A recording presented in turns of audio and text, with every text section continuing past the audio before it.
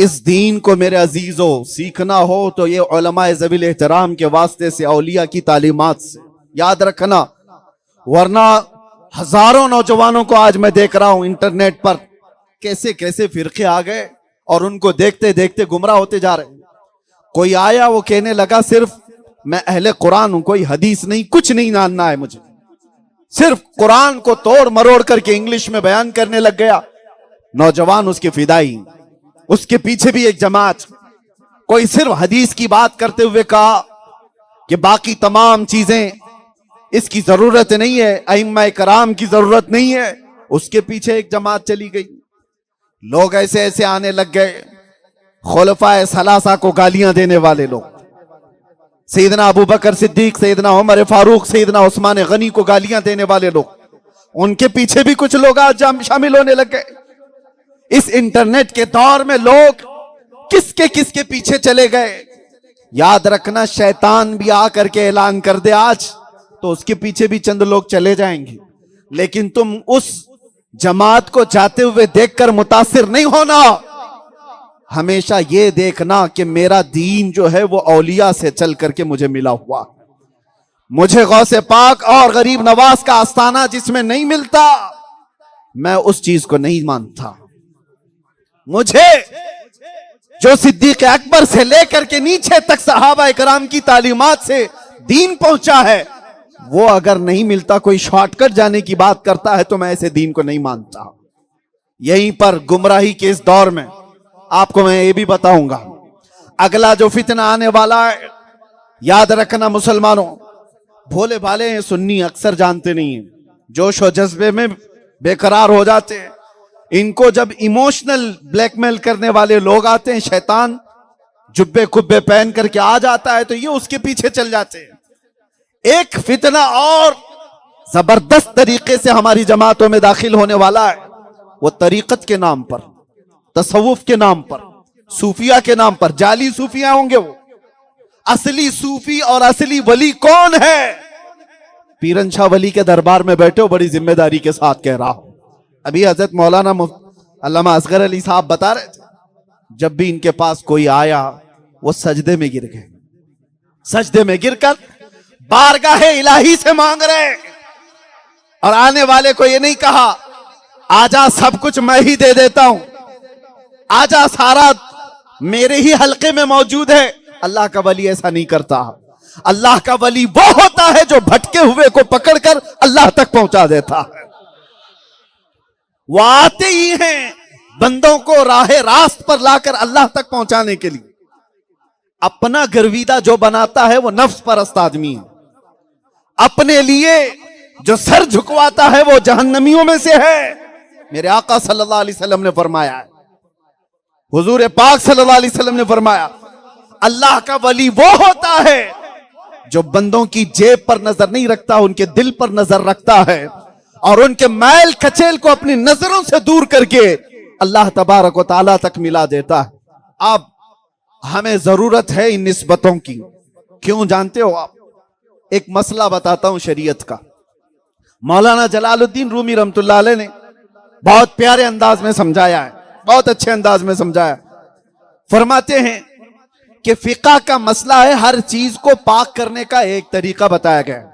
कपड़े पर अगर नजासत लग गई, कौन सी नजासत है, बड़ी नजासत, छोटी नजासत, सबके पाक करने का तरीका है। कपड़े को 3 बार धो और निचोड़ दो, कपड़ा पाक हो जाए। कभी आपके बर्तन में नजासत लग गई तो उसको पाक करने का तरीका है। कुएं में नजासत गिर गई तो कितने डोल पानी निकालें तो कुआं पाक होगा। बाल्टी में गिर गई है तो उसको कैसे पाक करें। हर चीज को पाक करने का तरीका इस्लाम में बताया गया है। तवज्जो, हर चीज को पाक करने का। आप पूछो मुफ्तियान इकराम से, आप कहें मेरे पैजामा गंदा हो गया है, उसको पाक करने का तरीका वो बता देंगे। टोपी को नजासत लगी, उसके पाक करने का तरीका है। सर में लग गई है नजासत, उसको पाक करने का तरीका है। इसी तरह से अगर जमीन पर नजासत लग गई, जमीन पर, तो उसको कैसे पाक करेंगे? खुला मैदान है, गोबर गिर गया है, नजासत गिर गई है, इसको कैसे पाक करें? फिक़ा का मसला है। तवज्जो, फरमाया गया कि तेज बारिश हो जाए नंबर एक, तेज बारिश हो जाए और उसके बाद वो नजासत बह जाएगी, फिर तेज धूप लगे तब जमीन पाक हो गई। मसला समझ में आया? तेज बारिश हो जाए या तेज पानी डाल दिया जाए, बह गई नजासत, उसके बाद तेज धूप लगे उसको, जमीन को, तो जमीन पाक हो गई। ये तो फिक़ह के मसले हैं। जो तरीकत की बात करते हैं, आओ मैं उन्हें बताता हूं तरीकत क्या है।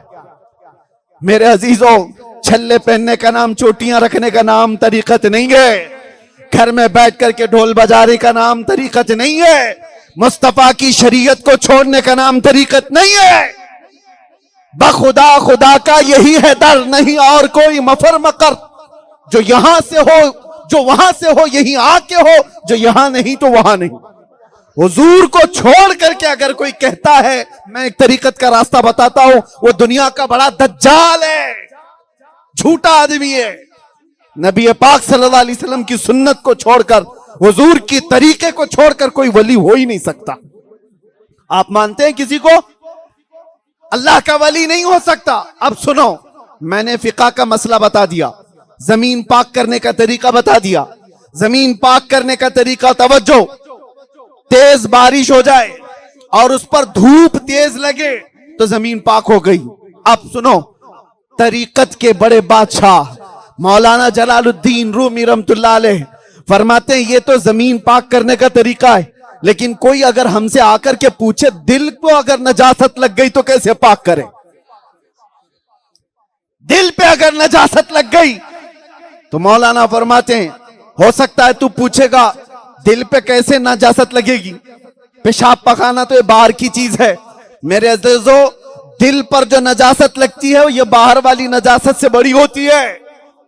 लालच की नजासत, हिर्स की नजासत, निफाक की नजासत, कीना और बुग़्ज़ और अदावत की नजासत और दुनिया की शहवतों की नजासत, जब ये मजाजी इश्क और मोहब्बत की नजासत, ये नजासतें जब दिल की जमीन पर लग जाएं, इसे कैसे पाक किया जाए? जमीन पाक करने का तरीका तो फिक़ा ने बताया, तेज बारिश हो जाए और फिर तेज धूप पड़ जाए तो ये जमीन पाक होती है। दिल पे ऐसी सारी मैल नजासतें लगी हो तो इसको कैसे पाक करें? मौलाना जलालुद्दीन रूमी फरमाते हैं सेम वही मसला है। जमीन जैसे पाक की जाती है वैसे ही दिल को भी पाक किया जाता है। तरीका सिर्फ थोड़ा सा चेंज ये है कि दिल को जब नजासतों से तुम देख लो कि ये आलाइशों से घिर गया है, नंबर एक, जिक्र इलाही की बारिश हो जाए और किसी अल्लाह वाले की तेज नजर पड़ जाए, दिल पाक हो जाएगा। अल्लाह वाले की नजर धूप से ज्यादा असर करती है, जैसे ही उसके दिल पर पड़ जाए उसकी नजासत पाक हो जाएगी। वजह यही है कि हम आस्थानों पर आते हैं, लोग ये पूछते हैं, हमें तो एक ताना दिया जाता है कब्र पुजुए लोग हैं।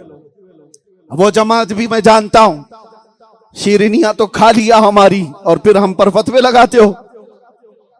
बहुत सारी चीजें हैं, बहरहाल मुझे वो सब डिस्कस नहीं करना है। हम जानते हैं सब, हमें पता है आपने कब हमको कब्रों पे सजदा करते हुए देखा और कब हमने किसी को इजाजत दी। कब्र तो दूर की बात, रसूल पाक को भी सजदा करना जायज नहीं। हमारी शरीयत में सिवाय अल्लाह को किसी के लिए सजदा जायज नहीं। सजदा तो दूर की बात, रुकू भी जायज नहीं, किसी के लिए नहीं। ये मेरे आका सल्लल्लाहु अलैहि वसल्लम की हदीस है, मेरे आका का फरमान है। अगर अल्लाह के अलावा किसी को सजदा जायज होता तो मेरे नबी खुद अपने सहाबा से अपने लिए सजदा करवाते, क्योंकि हुजूर से बड़ा दुनिया में अल्लाह के बाद कोई नहीं। सजदा अगर जायज होता तो हुजूर के लिए होता। हमें तुम ताना देते हो कि सजदे करने वाली जमात है, ये कब्र पूजने वाली जमात है। तुमने सिर्फ ये देखा, इसीलिए आला हजरत ने फरमाया था सर सुए रोजा झुका फिर तुझको क्या, दिल था साजिद नज दिया फिर तुझको क्या। हमारा दिल झुका हुआ था, तूने तो सर देखा है। हम इन आस्थानों पर सजदे नहीं करते। क्यों आते हैं वो मैंने बता दिया। यहां क्यों आते हैं वो मैं बता दूं आपको। लोग कहते हैं ये बरेलवियों का, सुन्नियों का, लड्डुओं का बनाया हुआ तरीका है।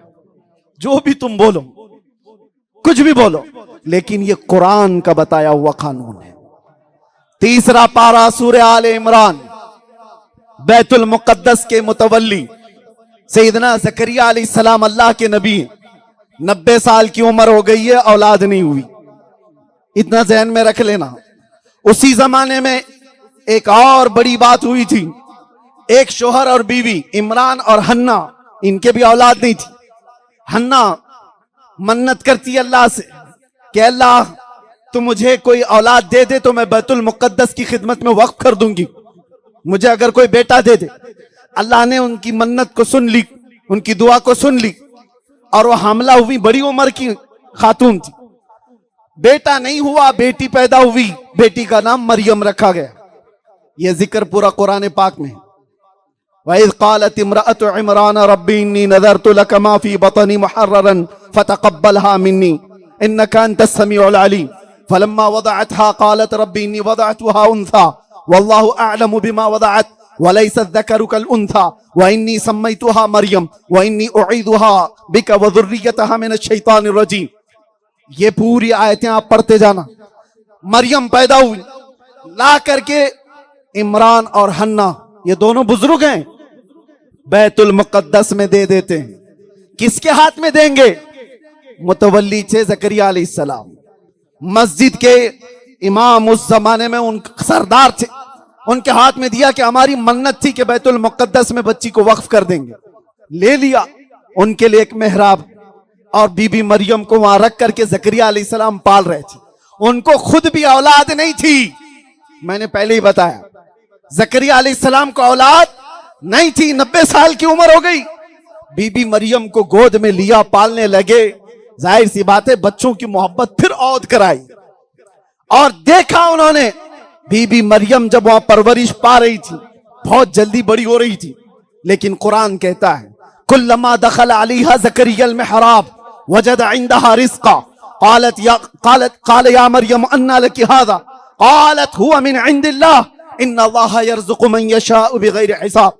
जब जब ज़करिया अलैहिस्सलाम बीबी मरियम के मेहराब में जाते थे तो तरह तरह के फल वहां पर रखे हुए पाते थे, जो बेमौसम के फल होते। हजरत ज़करिया पूछते हैं, मरियम ये सब तेरे पास कहां से आता है? बीबी मरियम कहती है, ये सब अल्लाह की तरफ से आता है। अल्लाह बेहिसाब जिसे चाहे रिज़्क़ अता करता है। हो गई बात। अब सुनो आगे की बात, जिसके लिए मुझे ये पूरी तमीद बनानी पड़ी। ज़करिया अलैहिस्सलाम बीबी मरियम की इस बात को सुन करके क्या करते हैं, मैं नहीं बताता, कुरान से पढ़ता हूं। हुनालिका दआ ज़करिया रब्बह क़ाल रब्बि हब ली मिन लदुनका ज़ुर्रियतन तय्यिबतन इन्नका समीउद दुआ।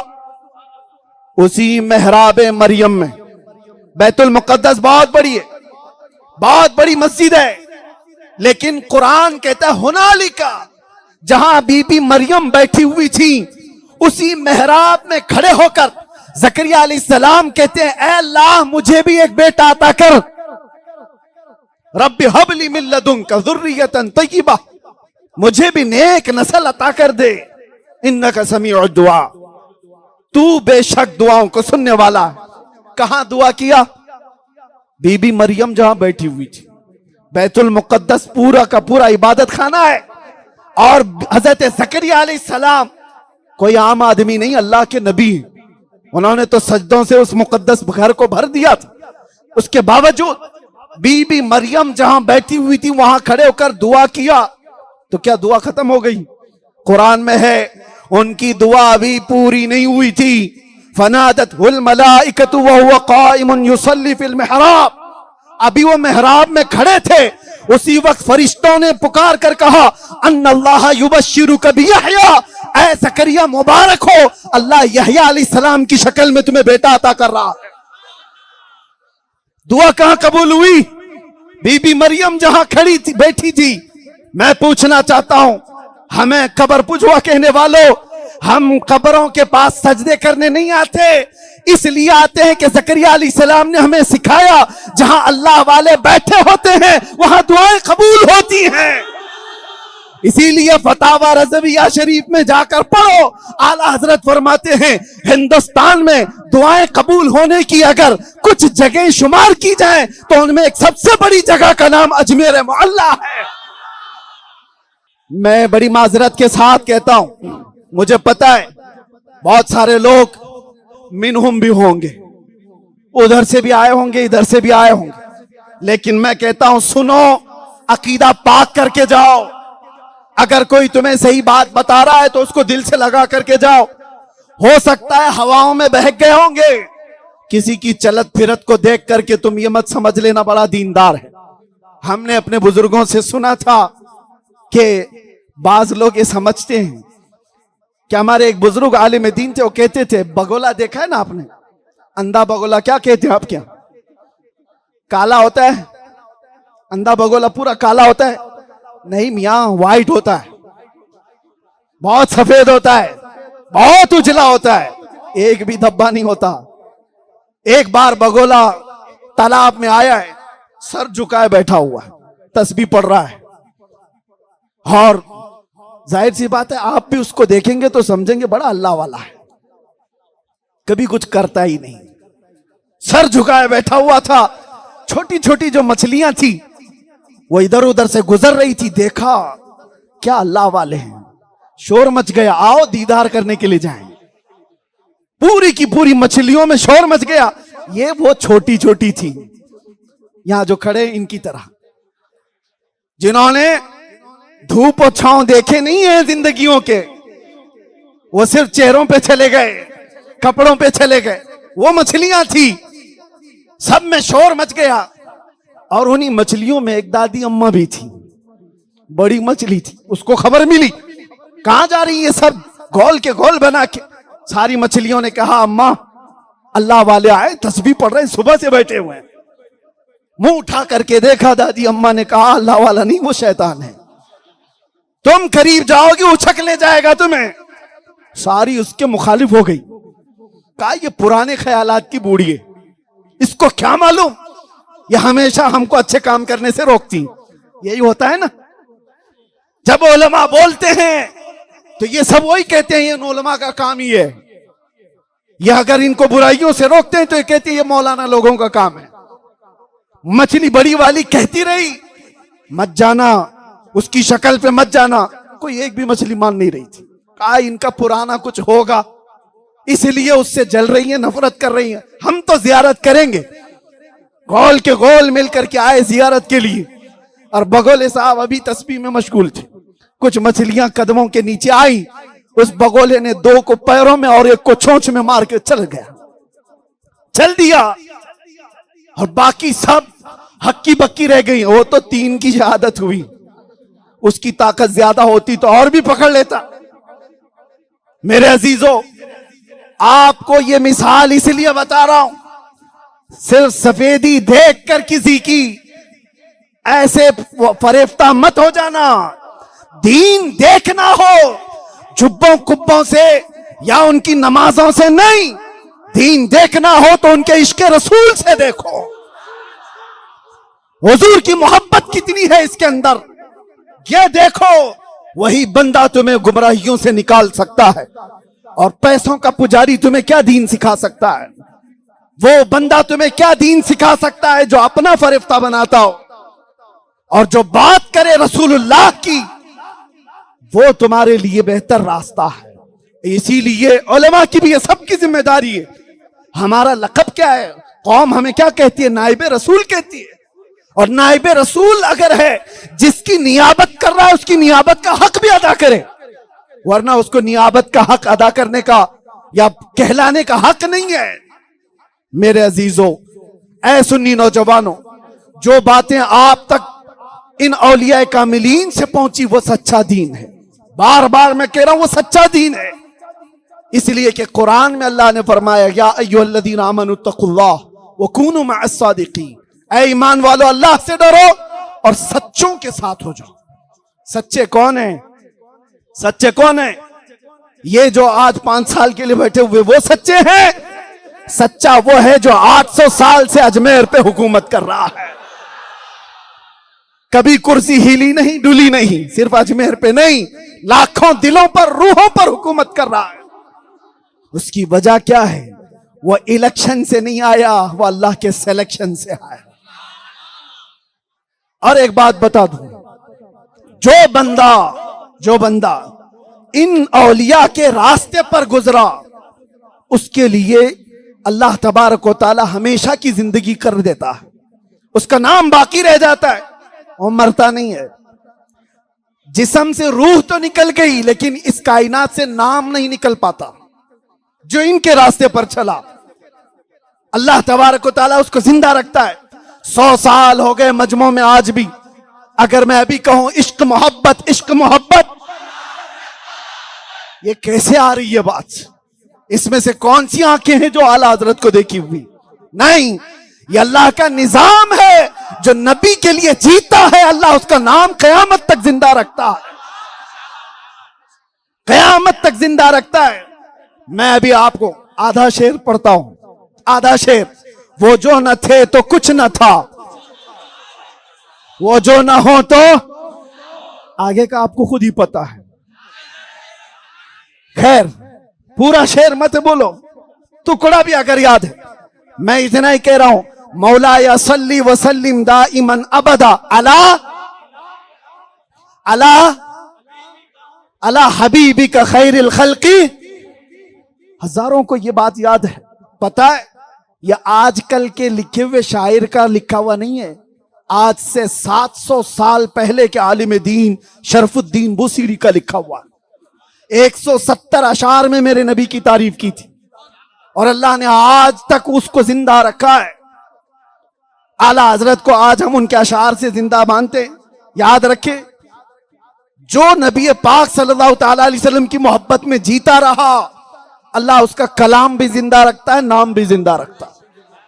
ये देखिए, ये साल नहीं गुजरता कि हजारों की भीड़ इन आस्थानों पर आ जाती है। फतवे कितने आए पता नहीं, कितने चिल्ले चट्टी वाले आए और रोकते रहे, लेकिन इन आस्थानों का हुजूम कभी रुका नहीं, कभी खत्म नहीं हुआ और कयामत तक भी नहीं खत्म होगा। इसीलिए कि ये इन आस्थानों पर जो हमारा आना जाना लगा है, लोग ये समझते हैं कि ये लोग यहाँ पर नान कटाई लेने आते हैं, मिठाई लेने आते हैं। कसम खुदा की, यहां से अगर शक्कर का एक दाना भी ना मिले तो हुजूम वैसे का वैसा ही रहेगा। क्यों? इसलिए कि यह अल्लाह तबारक व तआला का निजाम है। अल्लाह बंदों के दिलों को फेरता है, वो जिस तरफ चाहता फेर देता है। इन आस्थानों की तरफ रब ताला फेरता है। बाकी उन कुत्तों का क्या, जो मौसमों में आए और चले गए, कहां है? तुमने अपने जमाने में बहुत सारे देखे होंगे, आप घबराना नहीं। लोग फिर कहते हैं मौलाना इतने दिन काटने के बाद फिर कुत्ता बोल रहे हो। मैं उनसे पूछता हूं, चलो कोई दूसरा लफ्ज मुझे दे दो, कुत्ता छोड़ दूंगा, डॉग भी छोड़ दूंगा। कुत्ते को कुत्ता ही कहा जाएगा, यही कहा जाएगा। कुछ खसलतें उसकी किसी के अंदर अच्छी आ जाएं तो उसके लिए अलग बात है। याद रखो, ये कुत्ता मैंने कह करके एक बात छेड़ दी, आपको हंसी आ रही है और जाहिर सी बात है कुछ लोगों को आग लगती है इस पर ही, पता नहीं कितना वावेला हो गया, हमको कुत्ता कह दिया, कुत्ता कह दिया। कसम खुदा की आज पहली मर्तबा आपके सामने ऐलानन कह रहा हूं, जिनको मिर्ची लगी, जिन्होंने जल भुन करके मुझे 8 महीने झिलाया है सिर्फ इस कुत्ते लफ्ज की वजह से, आओ मैं तुमसे कहता हूं, एक बार नहीं 1000 बार मुझे कुत्ता कहो, लेकिन दरबारे रिसालत का, बारगाह मुस्तफा का किस बात क्या? अगर तुम्हें तुम्हारी निस्बतों पर शर्म आती है तो ऐसी निस्बतें छोड़ो। तुम्हें अगर किसी का कुत्ता कहने पर शर्म और हया आती है तो मैं उनसे कहता हूं, ऐसी निस्बतों से ठोकर मारकर अलग हो जाओ। हम कहते हैं हमें ऐसी निस्बतों पर फख्र है। तुम पुकार करके कहो, अरे हम तो बार बार अपनी तकरीरों में कहते हैं, हमारा इंट्रोडक्शन बेदम शाह वारिसी ने करवाया था। एक आशिक रसूल ने कहा था, उन्होंने क्या पुकार कर कहा था, अपनी तमन्ना तो देखो, सगे तैबा सब मुझे कह कह के पुकारे यादम, या रसूल अल्लाह सगे तैबा सब मुझे कह कह के पुकारे, यही रखियो मेरी पहचान मदीने वाले, यही रखियो मेरी पहचान मदीने वाले। इतना बड़ा मजमा है, आप में से किसी को शर्म आती है अगर मैं आपको नबी पाक का कुत्ता कहूं?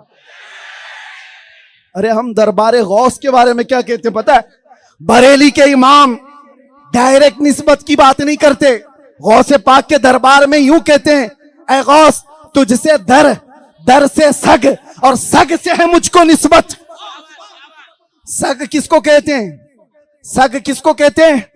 कुत्ते को। ये फारसी लफ्ज है, फारसी लफ्ज है। आला हजरत कहते हैं गौस के दरबार की, अभी नबी पाक के दरबार की बात बहुत दूर की, बहुत बड़ी है। कहते हैं या गौस तुझसे दर, दर से सग, और सग से है मुझको निस्बत, और मेरी गर्दन में भी है दूर का डोरा तेरा। मेरी गर्दन में भी है दूर का डोरा तेरा। इस निशानी के जो सग हैं नहीं मारे जाते, हश्र तक मेरे गले में रहे पट्टा तेरा। इस शेर का मतलब समझ गए? सुनो क्या कह रहे हैं? इस निशानी के जो सग हैं नहीं मारे जाते। किस निशानी के? आला हज़रत कहते हैं इस निशानी के जो कुत्ते हैं पकड़े नहीं जाते हैं।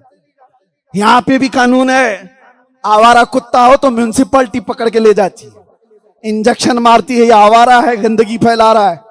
और जिस कुत्ते के गले में पट्टा हो उसको म्युनिसिपैलिटी वाले उठाते नहीं, नहीं पकड़ते। ट्रेंड कुत्ता है, वो पट्टा बता रहा है इसका कोई मालिक है, ये आवारा नहीं है। इसीलिए आला हजरत कहते हैं इस निशानी के जो सग हैं नहीं मारे जाते, हश्र तक मेरे गले में रहे कादरी पट्टा तेरा। आप भी आवारा मत रहना, आवारा मत रहना, वरना म्युनिसिपैलिटी, ये तो नहीं लेकिन एक और म्युनिसिपैलिटी आती है, लेके तुमको चली जाएगी 40 दिन, कहीं और ही चली जाएगी। निस्बतों के साथ रहो, और जब ये पट्टा रहेगा जाहिर सी बात है शैतान भी दूर भागता है। जब महसूस कर ले कि ये किसी आस्थाने से, किसी वली से जुड़ा हुआ है, इसकी निस्बत पक्की है। और एक बात बताऊं, इस निस्बत का असर क्या होता है? इस निस्बत का असर क्या होता है? मैंने तो अपने आप को कुत्ता कहा ना, मुझे शर्म नहीं है, डर नहीं है, ऐब की बात नहीं। मैं आपको असर बताता हूं। मैंने बार बार ये तमन्ना की और अलल ऐलान कहता हूं, या रसूल अल्लाह तेरे दर का कुत्ता हो। हमने कुत्ता कहा मगर उस नबी की गैरत ने देखो अता ये किया, जिस मजमे में जाते हैं कुत्ता कह करके नहीं, शेर आया, शेर आया कहते हैं। हकीकत है या नहीं? हकीकत है या नहीं? जो उस दरबार का कुत्ता होता है वो दुनिया के बड़े शेरों से भी बदतर होता है। इसीलिए आला हज़रत ने कहा था, क्या दबे जिस पे हिमायत का हो पंजा तेरा, शेर को खतरे में लाता नहीं कुत्ता तेरा।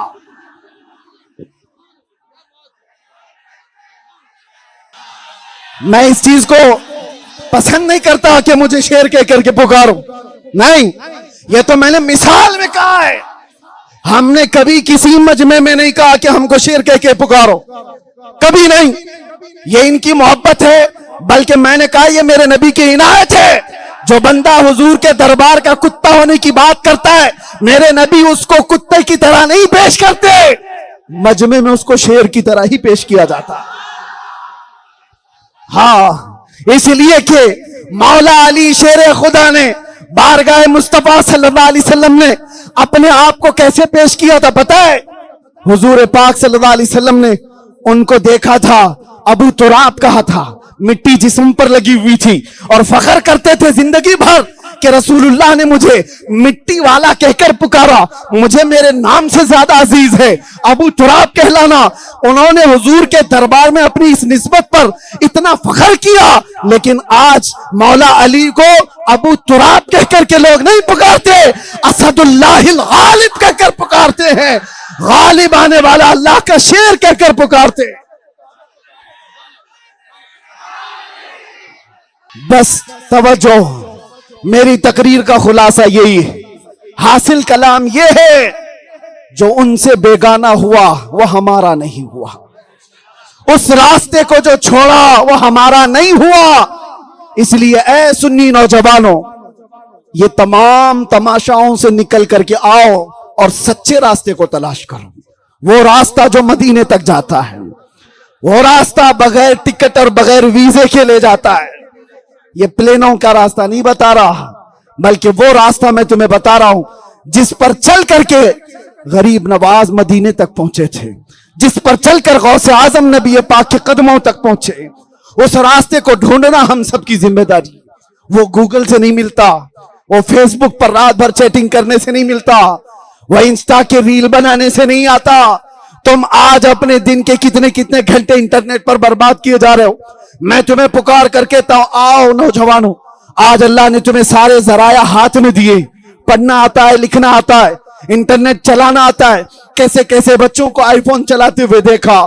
जब तुम्हारे पास ये जरिया है, ये आला है, तो फिर इस्लाम को सीखने के लिए इस्तेमाल क्यों नहीं करते? कभी सर्च करके ये देख लेते मेरे नबी कैसे खाते थे, कभी सर्च करके ये देख लेते मेरे नबी का पहनना कैसा था। सब मिल जाएगा ऑथेंटिक रीजंस के जरिए से। जो सही वेबसाइट्स हैं इस्लाम को फैलाने वाली, उनके जरिए से मेरे नबी की सुन्नतें सीख सकते थे। लेकिन तुमने मुजरे देखे, रील्स देखे, नाटक और ड्रामे देखे, और रात भर इसमें तमाशा देखते देखते अपनी जिंदगियों को बर्बाद किया। हुआ क्या हासिल? इधर रूह निकालने के लिए मलकुल मौत आए, और उस वक्त तुम्हारी हालत ये थी कि न चेहरे पर दाढ़ी थी, न जिस्म पर सुन्नत, कोई चीज नहीं थी। इसी हालत में उठाकर कब्र ले जाया गया, और कब्र में मुनकर नकीर झिझोड़ कर पूछ रहे हैं, नबी पाक भी उधर होंगे, बता इनके बारे में क्या कहता था। फरमाया बुजुर्गों ने, उस वक्त ऐसा नौजवान जैसी मेरे आका की तरफ देखता है, हुजूर फरमाते खबरदार मेरी तरफ मत देखना, इसलिए कि दुनिया में तुझे मेरा चेहरा पसंद नहीं था तो यहां क्यों देखता है। उस वक्त क्या करोगे? इसीलिए आज आओ, आला हज़रत ने क्या कहा सुनो, आज ले उनकी पनाह, आज मदद मांग उनसे, कल न मानेंगे कयामत में अगर मान गया। और तुम्हारे सारे टेंशन और सारे डिप्रेशन का एक ही इलाज, सारी बुराइयों को खत्म करने का एक इलाज, तुम चाहते हो ना इत्तिहाद पैदा हो। हर कोई कहता है इत्तिहाद की बात करें, हम भी कहते हैं आओ इत्तिहाद करो, सारे झगड़े फसादात खुराफात सब निकालो, वाहियात सब अपने मोहल्लों से निकालो, औरतों की बेपर्दगी, बच्चों के नशे में मुलविस रहने की बातें सब एक साथ खत्म हो जाएंगी। उसका एक ही इलाज है, एक ही इलाज है। वो इलाज क्या है? उन्हें जाना, उन्हें माना, न रखा गैर से काम, लिल्लाहिल हम्द मैं दुनिया से मुसलमान गया। और जो लोग तख्त के पीछे भाग रहे हैं, क़ियादत हासिल करने के चक्कर में अपनी बुढ़ापे तक पहुंच गए, और न जाने दौलत के पुजारी बनकर अपने आप को तबाह बर्बाद कर लिया। अरे मियाँ, ये बहुत छोटी चीज है, ये तख्त क्या है, ये सियासत क्या है, ये क़ियादत क्या है, बहुत छोटी चीज है, बहुत छोटी चीज है। आओ मैं तुम्हें बताता हूं, तुमको इससे ज्यादा चाहिए। एक इलाज है कि मोहम्मद से वफा तूने तो हम तेरे हैं। अरे ये जहां चीज है क्या, लौह कलम तेरे हैं, लौह कलम तेरे हैं। तुम ये छोटी चीजों के लिए अपने नबी से रिश्ता तोड़ बैठे हो, अपने नबी के अखलाक से मुंह में बैठे हो। आओ, उससे बेहतर रास्ता दुनिया में कोई नहीं। मैं आखिरी बात पूछता हूं, ऐ नौजवानों, दिल पर हाथ रख करके बताना, क्या तुम्हारा यह अकीदा है कि इस पूरी कायनात में सबसे हसीन चेहरा आमिना के लाल का था? अकीदा है या नहीं? ये जुबान की बात नहीं, अकीदा है। और दूसरी बात, तुम इस कायनात में अपने मां, अपने बाप, अपनी औलाद से ज्यादा अपने नबी से मोहब्बत करते हो? तीसरी बात, दो चीजें। तीसरी बात, अगर नामूसे रिसालत की बात आए, मेरे नबी की इज्जत पर बात आए, अपनी इज्जत को छोड़कर हुजूर के कदमों में जान देने की बात आए, तो क्या हम लब्बैक कहते हैं? आप सुनो, तवज्जो, हम सब के लिए हाजिर हैं। हुजूर का चेहरा कायनात में सबसे हसीन, सही कहा आपने, कायनात में सबसे ज्यादा मोहब्बत अपने नबी पाक से, और उनके नामूस और उनकी इज्जत पर अपनी जान भी कुर्बान। जब ये तीन चीजों पर तुम कुर्बान कुर्बान कहते हो, तो मैं तो तुमको जान देने की बात नहीं कर रहा, जान मत दो। अरे चंद गुनाह अपने नबी के नाम पर छोड़ दो। क्या गाने सुनना छोड़ सकते हो हुजूर के लिए? नशा है तो अपने नबी के नाम की वास्ता देता हो, छोड़ सकते हो? फिर देखना, मैं तो जान देने की बात कर रहा था, ये नशा कैसे नहीं छूट रहा है। तो झूठ बोला तुमने, झूठ न बोले नबी पाक के नाम पर। और फिर पहली चीज मैंने पूछा था, कायनात में सबसे हसीन चेहरा मेरे नबी का है, तुमने हां कहा है, मानते भी हो, यकीन भी रखते हो। फिर उस हसीन चेहरे को तसव्वुर में लाओ और अपने चेहरे पर भी हाथ फेर कर देखो,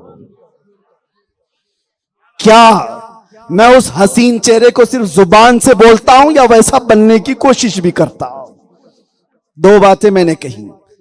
तीसरी बात, तुम कहते हो कायनात में मुझे सबसे ज्यादा मेरे नबी से मोहब्बत है, कहीं ऐसा झूठ तो नहीं बोल रहे? झूठ तो नहीं बोल रहे? मेरे अजीजों, अल्लाह के नबी ने फरमाया, जब बंदा ये कहता है ना, एक सहाबी ने आकर के हुजूर से कहा था, वल्लाही इन्नी ला उहिब्बका या रसूल अल्लाह, ऐ अल्लाह के नबी कसम खुदा की मैं सबसे ज्यादा आपसे मोहब्बत करता हूं। हुजूर ने फरमाया, उन्जुर माजा तकुल, सोच ले क्या बोल रहा है। हुजूर ने क्या फरमाया? सोच ले क्या बोल रहा है। उन्होंने कहा, कसम खुदा की या रसूल अल्लाह, मैं सबसे ज्यादा आपसे मोहब्बत करता हूं। हुजूर ने फिर कहा, सोच ले क्या बोल रहा है। तीसरी बार भी उन्होंने कहा, तब मेरे आका ने क्या कहा जानते हो? हुजूर फरमाते, ठीक है, अगर तू अपनी बात में सच्चा है तो फिर अब इंतजार कर, मुसीबतें ऐसी आएंगी जैसे पहाड़ पर से पानी उतरता है, इतनी जल्दी मुसीबत आ जाएगी। इस दुनिया में यह जुमला कहना इतना आसान नहीं, और आपने प्रैक्टिकल देख लिया अभी के अभी, जिसने आई लव मोहम्मद कहा उसके साथ क्या क्या हुआ, क्या क्या हुआ। क्या यह हदीस सच्ची नहीं है? जहां तुम ये कहते हो मैं अपने नबी से सबसे ज्यादा मोहब्बत करता हूं, मुसीबतें दरवाजे पर आ गई, लोग उसको जकड़ने लग गए, पकड़ने लग गए। कौन सा जुर्म किया था? मैंने दुनिया में पहला ऐसा जुर्म देखा है। हाँ, लोग बेहया फाहिशाओं को आई लव यू कहें तो किसी को कुछ फर्क नहीं पड़ता, और ये कौम अपने नबी से मोहब्बत की बात करे तो लोगों को मिर्चियां। लोग तो ये सारी चीजों को समझते हैं फितना उठाने की बात। अरे उनको तो फख्र होना चाहिए, कायनात के सबसे आला अखलाक वाले का ये शहदाई है, आज आई लव मोहम्मद कह रहा है, कल उनके अखलाक पर भी आ जाएगा। लेकिन लोगों ने उसको पता नहीं कैसे बना दिया। मैं आपसे कहता हूं, अगर तुम अपनी बात में सच्चे हो तो रसूलुल्लाह के अखलाक पर आ जाओ, जुबानी नहीं, अमल में, रियल लाइफ में, कि उनकी लाइफ क्या थी। क्या नुक्कड़ पर खड़े होकर के लड़कियों को ताड़ना इस्लाम तुम्हें सिखाता है? क्या तुम कमजोरों का मजाक उड़ाओगे, औरतों की इज्जत पर हमला करोगे? नशा तुम्हारे मोहल्लों में आज बिकने लग गया, करने लग गए। कौन है ये लोग जो नशा से पूरा मोहल्ला एडिक्ट होता जा रहा है? किसने लाकर तुम्हें ये सब लत लगाई? मेरे आका सल्लल्लाहु अलैहि वसल्लम को दर्द देने वाली बातें। हुजूर तो फरमाते हैं, तुम्हारे तलवों में कांटा भी चुभे तो उसका दर्द मुझे होता है। जो नौजवान नशा खा खा करके अपनी जिंदगी को बर्बाद किया, उसने खुद अपने आप को नहीं, अपनी मां को, अपने बाप को, अपने भाइयों को, अपनी बहनों को, सबको तबाह किया। और सबसे बड़ी बात, उसने रसूलुल्लाह को ठेस पहुंचाई। उम्मती होकर हुजूर पाक को ईजा पहुंचाने की बात की। आ जाओ, वो रास्ते सब तुम्हारे नहीं है, रास्ता सिर्फ एक ही है।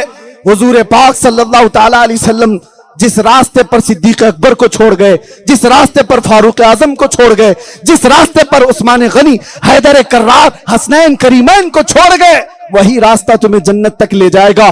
और उसी रास्ते को बताने वाले या औलिया कामिलीन हैं, जिनके आस्थाने पर हम जमा हैं, और इन आस्थानों से हमारा यकीन है कि हम बारगाह मुस्तफा तक पहुंचते हैं। आ जाओ, आखिर में दुआ करते हैं बारगाह मुस्तफा में, या रसूल अल्लाह, मैं मुजरिम हूं आका, मुझे साथ ले लो।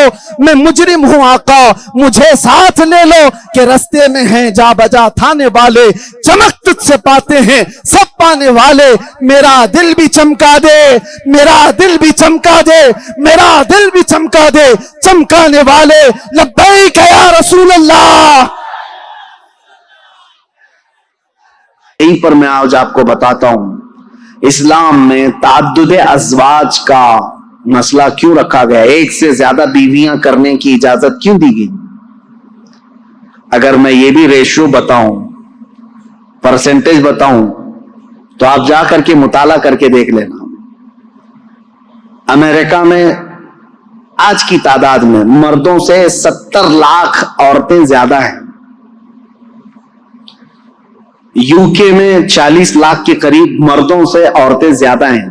तादाद, काउंटिंग की बात कर रहा हूं, मर्दमशुमारी। रशिया में भी तकरीबन 50 से 60 लाख के करीब औरतें ज्यादा हैं।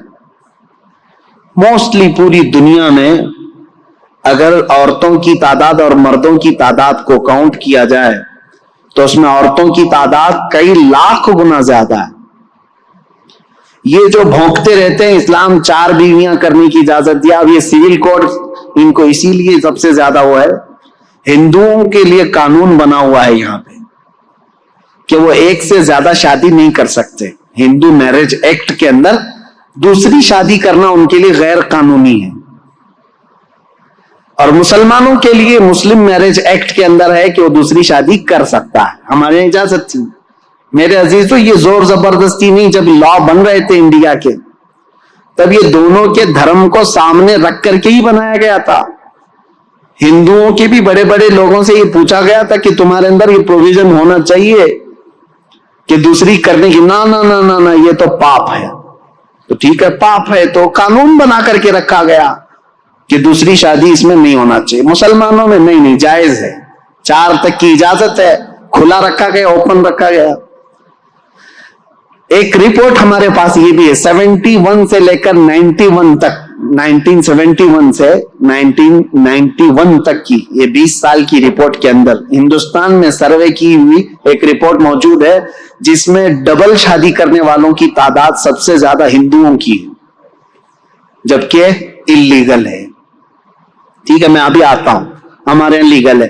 सिविल कोड इसीलिए लाना चाह रहे हैं बेचारे कि उनको एक से ज्यादा नहीं करना पड़ता।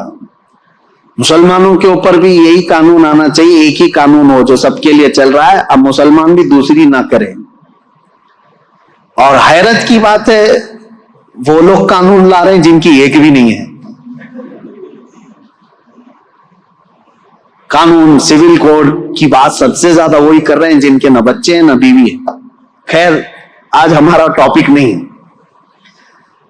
अब ये ताद्दुद अज़वाज का जो मसला इस्लाम में है, मैं क्यों रख रहा हूं एक से ज्यादा शादी? मुझे बताओ, सबसे ज्यादा मौत की तादाद औरतों से बढ़ करके मर्दों की है। ये रियल फैक्ट जो बात है मैं आपको बता रहा हूं, साइंटिफिक बात कर रहा हूं। जो बचपन में बीमारियां होती हैं बच्चों को, उसमें अक्सर जो मर जाते हैं वो लड़के मरते हैं, लड़कियां नहीं। उनके अंदर डिफेंस की ताकत है। और जवानी के बाद भी जंगें जो होती हैं उसमें लड़कियां जंग करने नहीं जाती थी, मर्द ही जाते थे। फौज में, सिपाहियों में लड़के शामिल होते थे। और जंगों में सबसे ज्यादा मर्दों की मौत होती थी। तो बचते कौन है घरों में? औरतें बचती हैं। मर्दों की शरह अमवात ज्यादा है औरतों से। मर्द मरते भी ज्यादा हैं, पैदा भी कम हो रहे हैं, औरतों की तादाद ज्यादा है। अब मुझे बताओ, सिर्फ यूएसए में अगर 70 लाख औरतें ज्यादा हैं, हर मर्द वहां शादी कर भी लिया, पहले तो करते नहीं, अगर हर मर्द कर भी लिया तब भी 70 लाख औरतें बचती हैं। उनमें से 1/3 जो मर्दों की तादाद है, जिसकी तादाद तकरीबन 2.5 करोड़ होती है, वो लोग होमोसेक्सुअल हैं। यूएसए की बात कर रहा हूं, तो शादी करना ही नहीं चाहते। तो अब जो औरतें बच जाती हैं, मुझे ये बताओ, उन औरतों को जिंदगी गुजारने के लिए किसी मर्द का सहारा अगर नहीं मिलता है तो क्या वो बाजार में नहीं आएंगी? क्या वो अपने ख्वाहिशात की तकमील के लिए ये रास्ता नहीं ढूंढेंगी? मेरे अजीजों, इस्लाम ने वाजिब नहीं किया है 4 शादियां करना, एक दरवाजा रखा है, एक दरवाजा रखा है। क्या वाजिब है दूसरी शादी करना? यहां इस्लाम ने एक तुम्हारे लिए सहूलत का दरवाजा रखा है, उस पर इनको इतना वावेला है। लेकिन हकीकत में ये रियल लाइफ के अंदर आओ कि दुनिया में हो क्या रहा है। उन औरतों को भी इंसाफ दिलाना है जो बगैर किसी शौहर के पूरी जिंदगी गुजार के चली जाती हैं। अगर कोई मर्द एक के अलावा दूसरी को निकाह करता है तो मेरे अजीजों, ये सिर्फ वो अपने जिस्म की तस्कीन के लिए नहीं कर रहा, बल्कि एक ऐसी आवारा होने वाली औरत को गुनाहों से बचा करके अपने घर की मलिका बनाना चाह रहा है। इस्लाम के ऊपर एतराजात जो करते हैं, इनके यहाँ बांदियां हैं, बांदियों से शादी करते हैं, यानी एक से ज्यादा बांदियां जो रखी जाती हैं। मेरे अजीजों, उसमें बड़ी हिकमत थी। पहले जो है जंगों में जब एक फौज को दूसरी फौज पर फतह हासिल होती तो सामने वालों का सारा माल भी ले आते, वहां के जितने कैदी होते उनको गुलाम भी बनाया जाता, और उनकी जो औरतें होती थी वो बांदियां बन जाती थी। बांदियां बन करके सबको बांध दी जाती थी। ये इस्लामी में नहीं, पहले की सारी कौमें ये करती थी, और उन औरतों के साथ बदतरीन सुलूक किया जाता था, बदतरीन सुलूक। उनको जानवरों के साथ बांधा जाता था, और फिर जब ख्वाहिश होती उनके साथ जिमा करता आदमी, और फिर उनको वहां बांध करके रखता, बांदियों को, जो जंगों में हासिल की हुई औरतें होती थी। ये इस्लाम था। मेरे आका सल्लल्लाहु तआला अलैहि वसल्लम के आखिरी अल्फाज पता है? हुजूर की वफात के वक्त सबसे आखिरी अल्फाज दो ही थे, अस्सलात व मिल्की यमीन, नमाज और अपने मातहत रहने वाली बांदियों का ख्याल करो, गुलामों का ख्याल करो। मेरे आका सल्लल्लाहु अलैहि वसल्लम ने उस वक्त फरमाया जब आपकी रूह रब्बे आला की तरफ जा रही थी। ये बांदियों के हुकूक क्यों मेरे आका ने फरमाया कि सिर्फ ये काम काज की मशीनें नहीं है, अभी अगर जंगों के बाद तुम्हारे हाथ आई है तो इन्हें निकाह करो और इनको अपने घर की जीनत बनाओ। वो मलिका बनकर के रही है, एक दो नहीं, हजारों तारीखें इस्लाम में मौजूद हैं जो सहाबा के निकाह में आई और उनसे औलाद भी हुई, उनसे बड़े बड़े फकीह और मुहद्दिस भी पैदा हुए। उन औरतों को आवारा होने से इस्लाम ने बचाया। मेरे अजीजों, में कितनी बातें अर्ज करूं, इस्लाम की ही पैरवी क्यों की जाए। ये खूबियां अगर मैं बताता रहूं, ये आपके लिए नहीं, आप ऑलरेडी अल्लाह ताला की तरफ से हिदायत दिए हुए हैं। अल्लाह ताला ने आपको इस्लाम पहले से दिया है, ये उसका शुक्र है। मैं उन लोगों से पूछ रहा हूं, उन लोगों से कह रहा हूं जो ये कहते हैं इस्लाम की पैरवी क्यों करें, इसके अंदर क्या खुसूसियत है, इस्लाम की को फॉलो क्यों करें, उनके लिए मैं कह रहा हूं इस्लाम पूरा निजाम हयात है, पूरी जिंदगी का दस्तूर है। और चैलेंज है मेरा ही, कोई भी लेकर के आकर के दिखाए, मैं बताऊंगा कि इनकम्प्लीट है तुम्हारे यहां, इनकम्प्लीट। किसी भी दीन में जाओ। एक और खातून की बात मैं करता हूं, रशिया की, वो दीन इस्लाम में आई तो उन्होंने लिखा है, वो भी एक खातून है, नाम मैं नहीं जानता या याद नहीं है अभी मुझे नाम। उन्होंने कहा कि मैं दीन इस्लाम में दाखिल हुई, लोग ये पूछते हैं सबब क्या था, वो कहती हैं कि इस तरह सवाल करना भी मैं इसको गलत समझती हूं कि इस्लाम की इतनी बड़ी अजमत के लिए ये सवाल होना ही नहीं चाहिए, कोई इस्लाम में आ रहा है तो किस वजह से आया। वो खातून कहती है मेरी तो वजह ये थी, सबसे बड़ी वजह, कि मैंने सिर्फ इस दीन में देखा कि बंदा बगैर किसी, जैसे पुजारी के, पादरी के, जैसा उनके यहां पूरा तसल्लुत कायम है, हुकूमत कायम है कि उनके अलावा कुछ हो नहीं सकता, बाबाइयत, पापाइयत जिसको कहते हैं। वो कहती है सिर्फ दीन इस्लाम ऐसा है जिसमें बंदा तन्हा भी अगर चाहे तो अल्लाह से करीब हो जाता है। और खुदा फरमाता है, ऐ महबूब, मेरे बंदे मेरे बारे में आपसे सवाल करते हैं, ऐ रसूल, मेरे बंदे आपसे मेरे बारे में सवाल करते हैं कि हमारा रब कहां है। ऐ मेरे महबूब, उनको जवाब दें कि हम उनके शहरत से ज्यादा करीब हैं। अल्लाह फरमाता है कुरान पाक में, मैं बहुत करीब हूं तुमसे। वो खातून कहती है मुझे ये फलसफा इतना अच्छा लगा कि बंदा यहां पर आजाद है, जो जिस तरह दौड़ना चाहे अपने रब के हुजूर हो जा सकता है।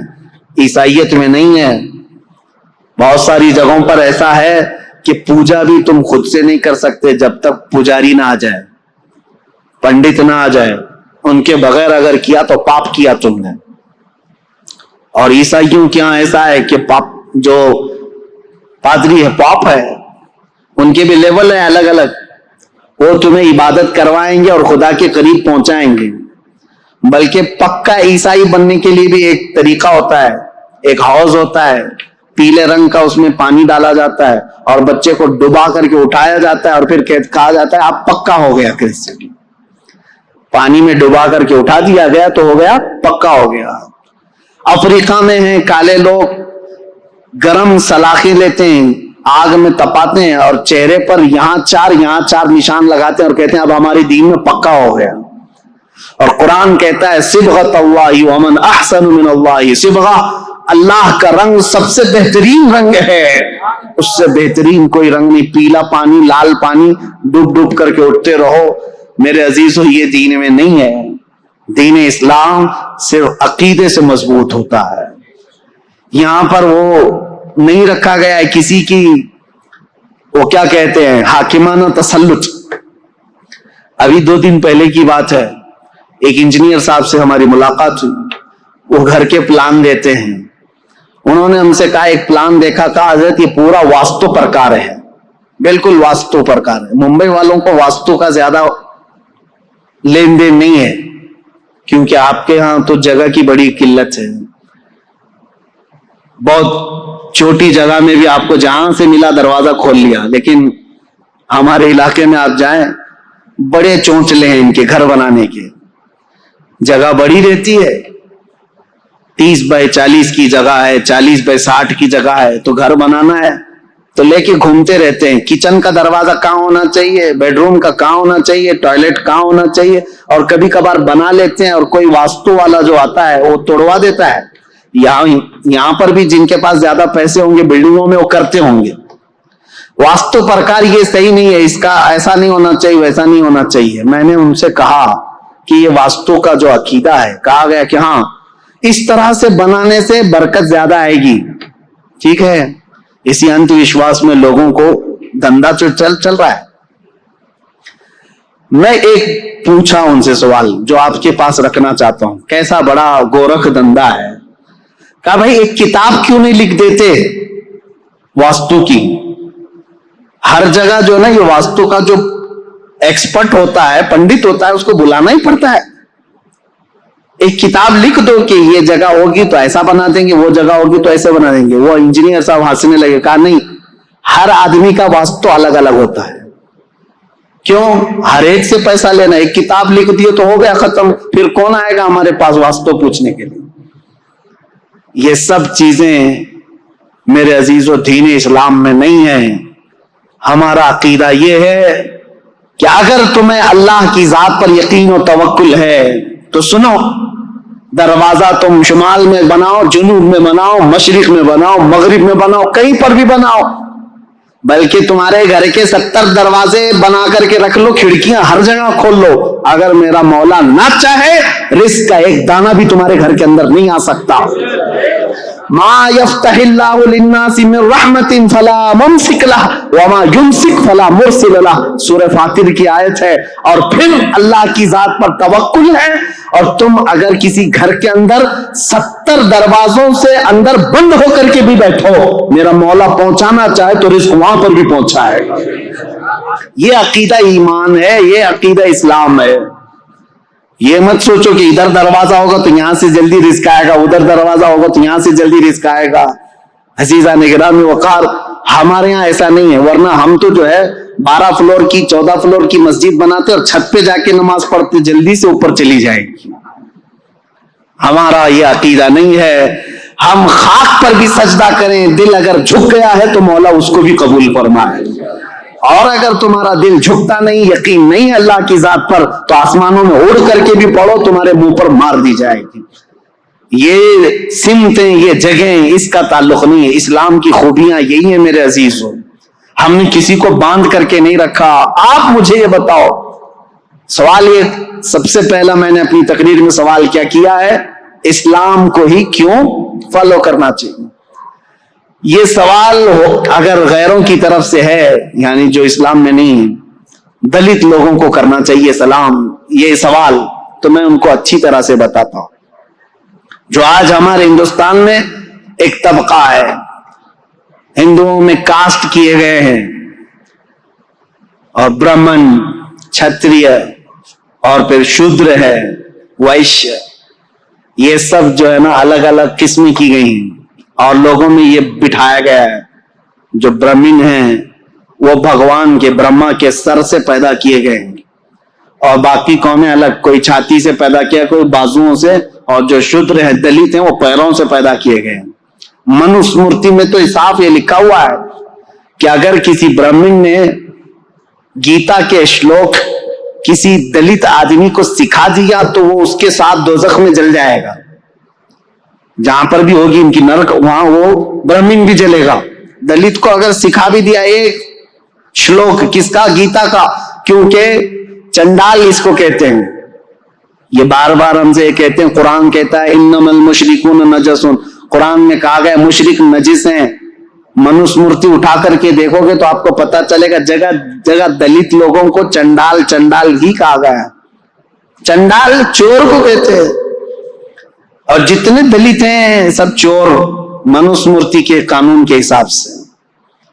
वो बेचारे आज अनभक्त बने हुए इनके पीछे घूम रहे हैं, उनको पता नहीं है तुमको चंडाल समझते हैं, चंडाल।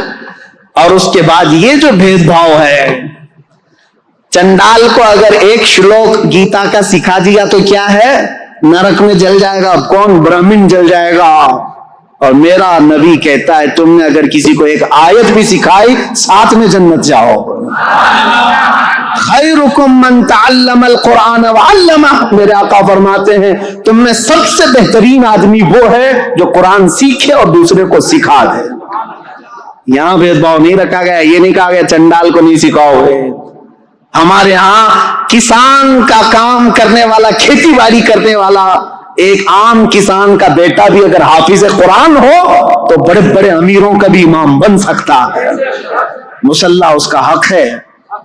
हम उसकी जात पात को नहीं देखते कि तू खान है कि पठान है कि शेख है, क्या है। मुसल्ले पर इमाम को हम ये कह करके नहीं बढ़ाते, हम मुसल्ले पर जिसको बढ़ाते हैं ये देख करके कि तू मेरे मुस्तफा की कितनी सुन्नतों पर अमल करता है। कुरान सबके लिए आम रखा गया है। मेरे अजीजों, इनसे मैं कहता हूं, आप ये कह रहे ना क्यों इस्लाम ही, क्यों इस्लाम को फॉलो? एक ही सवाल पर मैं आ गया हूं, हालांकि मुझे अभी तारीख इस्लाम बतानी थी। सबसे पहला सवाल यही था कि इस्लाम को ही फॉलो क्यों करें। साफ सी बात है, आप ये भेदभाव को खत्म करने वाली चीजें लेकर। हाँ, कुछ लोग कहते हैं आपके यहां भी हैं बिरादरियां हैं, मैं कहता हूं हजार हमारे यहां शराबी हो, जुएबाज हो, चोर हो, बिरादरियों में फर्क करने वाले लोग हो, मैं उनको ये नहीं कहता कि वो इस्लामी कानून पर अमल कर रहे हैं, या उनका अपना बनाया हुआ तरीका है, बिदअतें हैं। और ना मेरे आका सल्लल्लाहु ताला अलैहि वसल्लम का जो दीन है वो इन सब चीजों से पाक है। इसलिए मैं मुसलमानों से कहता हूं, खास तौर पर हमारे शुमाल हिंद में, उत्तर प्रदेश, बिहार और बंगाल, इस तरफ जो है ये बिरादरियों का तासुब इतना ज्यादा है। ये अंसारी है, ये जोला है, ये खान है, ये पठान है, ये शाह है, ये शेख है, ये मंसूरी है, अंसारी है, न जाने कितनी चीजें बना करके रखा है। ठीक है, खानदान तारुफ के लिए था, एक दूसरे को पहचानने के लिए कबाइल बने गए थे, लेकिन यहां तो एक दूसरे को झगड़ा करने के लिए, एक दूसरे को नीचा दिखाने के लिए। मैं एक इलाके में प्रोग्राम करके अभी आया हूं, हज से पहले की बात है, मैं नाम नहीं बताता, उस पूरे इलाके में ऐसा है, अंसारियों का एक गुट एक मोहल्ले में रहता है, मुसलमान है सारे, एक बिरादरी है। और फिर अभी करीब की बात है कि कोई इलेक्शन के लिए खड़ा हो गया, पठान था, खान था, सारे अंसारियों ने मिलकर के हराया, कहा हिंदू जीतेगा चलेगा लेकिन पठान नहीं। नाउज़ुबिल्लाह। मैंने पूछा कि वो जो खान साहब खड़े थे, मुझे इससे लेना देना नहीं है कि कौन जीतता है कौन हारता है, लेकिन मैं कह रहा हूं ये तासुब क्यों आया। मैंने कहा क्या वो बदअकीदा थे? कहा नहीं नहीं, बदअकीदा तो हमारे मोहल्ले में है ही नहीं, वो भी मसलक आला हजरत वाला, हम भी मसलक आला। मैंने कहा ये तासुब कहां से आया? कहा नहीं, अगर वो आते तो हमको मारते, तुम लोग कम जात वाले लोग। नाउज़ुबिल्लाह मिन ज़ालिक। ये तमाम चीजें उन लोगों से तुम्हारे दरमियान आई हैं जिनके साथ आज उठक बैठक हो रही है। शूद्र लोगों के साथ जो सुलूक ब्राह्मण करते हैं, ये सब चीजें इस्लाम में बिल्कुल नहीं है। इस्लाम इन चीजों से पाक है। आपको पता है, एक बार हजरत अबू ज़र गफारी रज़ियल्लाहु ताला अन्हु ने हजरत बिलाल को सिर्फ ये कहा था, काली माँ के बेटे। मेरे आका सल्लल्लाहु अलैहि वसल्लम इतने नाराज हुए थे, पूछा था अफीकल जाहिलिया, अबू ज़र अभी तुम्हारे अंदर जाहिलियत है, अभी जहालत के जमाने में पल रहे हो? हजरत अबू जर आए हजरत बिलाल को ये नहीं कहा कि गलती हो गई माफ कर दो, कहा हाथ पकड़ करके लाए, मस्जिद में लेट गए, कहा ए बिलाल तुम अपना ये काला पैर मेरे चेहरे पर रखकर रगड़ दो ताकि मुझे मेरी गलती का एहसास हो जाए। मैंने कैसे कह दिया तुमको काली औरत के बेटे, मुझसे खता हुई, अब तुम ये अपना पैर मेरे चेहरे पर रखो, मैं इस लायक हूं। वो इस बात को भी पसंद कर रहे थे कि बिलाल अगरचे काले हो लेकिन अपना पैर मेरे चेहरे पर रख दें। हजरत बिलाल ने उनको उठा लिया, सीने से लगा लिया, कहा मेरे और तुम्हारे दरमियान जो कॉमन चीज है वो ये है, तुम भी उसी रसूल के गुलाम हो जिसका गुलाम मैं हूं। पहली मर्तबा देख रहे होंगे, लेकिन यहां हमारा 25 साल पुराना रिश्ता मौजूद है। आपको एक शॉकिंग न्यूज अगर मैं बताऊं, रामनगरम की गलियों में मैं खेला हूं, मेरा बचपना यहां पर गुजरा हुआ है। हो सकता है यकीन ना हो किसी को, लेकिन ये वैसी बातें नहीं है जो चाय बेचने वाले जुमले बोलते हैं। मैं हकीकत बोल रहा हूं, हकीकत बात है। इस शहर की मुअज़्ज़ज़ व मुअक्कर शख्सियत जिससे पूरा रामनगरम मशहूर भी रहा, हज़रतुल अल्लाम मुफ्ती अनवर अली साहब क़िबला, उनके घराने से मेरा ताल्लुक़ रहा और हमारा रिश्ता भी है। इसी मुनासिबत से यहाँ बचपन में आना जाना रहा और हम यहाँ के नाफे भी जानते हैं, रेशम भी जानते हैं। लेकिन ये नहीं मालूम था कि रामनगरम के गयूर अहले सुन्नत व जमात रेशम की तरह मुलायम नहीं है, रस्सी की तरह इश्क़ रसूल में मजबूत भी हैं। अल्लाह तुम्हारे ये जज्बे सलामत रखे। इसकी वजह यह है कि निस्बतों वाले हैं, निस्बतों वाले जब तक जिंदा रहेंगे ये जज्बा बाकी रहेगा। दुनिया 1000 बार तोड़ने की कोशिश करती रहती है और तुम्हें बिखेरने की कोशिश करती रहती है। अगर कोई चीज तुम्हें बाकी रखी है तो ये बुजुर्गों की निस्बत है। और जो गूगल का सीखा हुआ आदमी है उसका तो अता पता ही नहीं है, आज इस जमात में है कल उस जमात में है, उसका पता नहीं है। आज के दौर में जो लोग ये समझ रहे हैं कि सारा दीन गूगल से मिला हुआ है, और बहुत सारे लोग मौलाना गूगल के ही शागिर्द हैं और ट्रांसलेटेड उनको उससे जो चीज मिली वो समझते हैं वही दीन है। और कोई प्रोफेसर आया, कोई प्लम्बर आया, कोई इंजीनियर आया, दीन सिखाने लगा। लेकिन अहले सुन्नत की खुशबख्ती है कि हमने इन प्लम्बरों से दीन नहीं सीखा, अल्लाह के वलियों से दीन सीखा है। और जो दीन इन बुजुर्गों से होकर के आया है वो मजबूत है, वो मजबूत है। आपको पता है पूरी दुनिया में जो प्यूरिटी है, मुसलमान नाम से तो बहुत सारी जमातें हैं, बहुत सारी जमातें हैं। टोपी दाढ़ी का नाम मुसलमान नहीं है, जुब्बा कुब्बे का नाम भी मुसलमान नहीं है, बड़े का गोश्त खाने वाले का नाम भी मुसलमान नहीं है। सिर्फ ये मामूलात को देख करके कोई मुसलमान समझे, ऐसा नहीं है। दुनिया में बहुत सारी जमातें हैं मुसलमान नाम से, लेकिन बातिल तागूती ताकतें अगर किसी से डरती हैं तो सिर्फ अहले सुन्नत व जमात से। इसलिए कि उनको पता है ये प्यूरिटी इनके अंदर है। इनके पास जो आया है वो सिद्दीक अकबर से होकर आया है, इनके पास जो आया है वो फारूक आजम से होकर आया है, इनके पास जो आया है वो उस्मान गनी और हैदर कर्रार से होकर आया है। हमारे पास जो आया है वो हसनैन करीमैन के सिलसिले से आया है। हमारे पास जो आया है वो इमाम मूसा काजिम गौसे आजम अब्दुल कादिर जिलानी से होकर आया। हमारे पास जो आया वो गरीब नवाज और आला हजरत से होते हुए आया। ये जो सिलसिला है ये इतनी मजबूती के साथ कायम रखा हुआ है कि ये एक ईंट से ईंट हिला नहीं पाते। इसलिए मेरे अजीजों, मुसीबतों के तो पहाड़ हम पर टूट गए, लेकिन समझौता करने वाली जमातें और हैं और तूफानों में खड़ी रहने वाली जमातें और हैं।